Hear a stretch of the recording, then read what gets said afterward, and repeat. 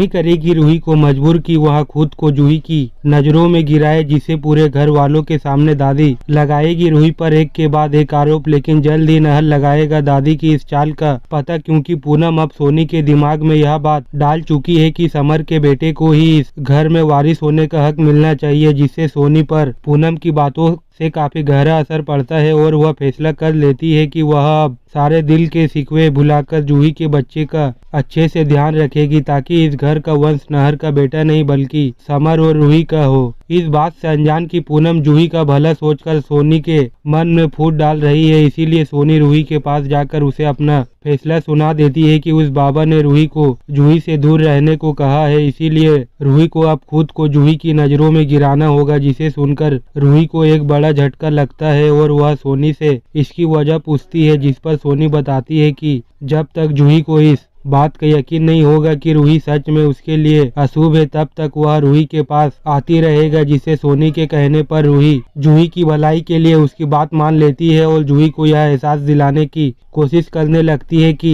रूही अब उसे जलने लगी है। मगर जब रूही की लाख कोशिशों के बावजूद भी जूही को इस बात का यकीन नहीं होता है कि रूही बदल गई है, तो सोनी गुस्से में रूही के पास आती है और जूही पर गुस्सा होते हुए कहती है कि आखिर रूही जूही के दिमाग में इतनी छोटी सी बात क्यों नहीं डाल पा रही। जिस पर रूही सोनी को बताती है कि उसने पूरी कोशिश की थी, मगर जूही पर उसकी बातों का कोई फायदा नहीं हुआ। जहां रूही घर वालों के लिए आइसक्रीम निकाल रही होती है, तभी सोनी यहां देखकर गुस्से में रूही का हाथ पकड़ लेती है और जूही की आइसक्रीम में कुछ मिला देती है और रूही से कहती है कि जब जूही को यह बात पता चलेगी कि आइसक्रीम में कुछ है, तो रूही को यह कबूल करना होगा कि उस आइसक्रीम में रूही ने ही कुछ मिलाया था, ताकि जूही के बच्चे को नुकसान पहुंच सके उसके, जिससे बेचारी रूही सोनी की जीत के आगे कुछ नहीं कर पाती। और जब रूही जूही को आइसक्रीम देती है तो दादी को सोनी के प्लान के बारे में सब कुछ पता होता है, इसीलिए दादी जूही की आइसक्रीम गिरा देती है और रूही से सवाल करती है रूही ने जूही की आइसक्रीम में क्या मिलाया है, जिससे रूही न चाहते हुए भी चुप खड़ी रहती है। और दादी एक के बाद एक रूही पर आरोप लगाती है कि अब घर वालों को बाबा की इस बात को मानना होगा कि रूही जूही के लिए एक बड़ा खतरा है और रूही के साये तक से भी जूही के बच्चे को नुकसान पहुंच सकता है। जिसे सुनकर नहर आगे आता है और वह दादी को शांत करवाते हुए दादी से कहता है कि रूही को आराम की जरूरत है, उसे यह सब भूल हो गया होगा। जिस पर दादी